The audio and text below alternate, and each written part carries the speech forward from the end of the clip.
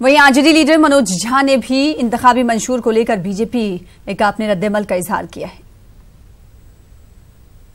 कोई भी दल जो दोबारा मैंडेट सीख करता है ना, उसका मूल्यांकन होना चाहिए कि आपके पिछले घोषणा पत्र का क्या हुआ।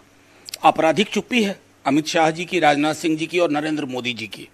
एक बार पुराने घोषणा पत्र पर बैठते ना और तब कहते आवाम से कि देखो ये मैंने किया, कहा था और मैंने शून्य किया। राम मंदिर न्यायालय के अधीन है।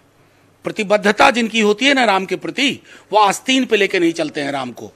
ये बापू के हे राम वाले नहीं हैं, ये जय श्री राम वाले हैं जो आस्तीन में राम को लेके चलते हैं। और राम की याद इन्हें आती है ठीक चुनाव के वक्त, और फिर चुनाव के पश्चात भूल जाते हैं। सीधे तौर पे मैं मानता हूं कि जो व्यक्ति जिसका दल 2014 के घोषणा पत्र पे असफल रहा, उसके लिए माफी मांगने का वक्त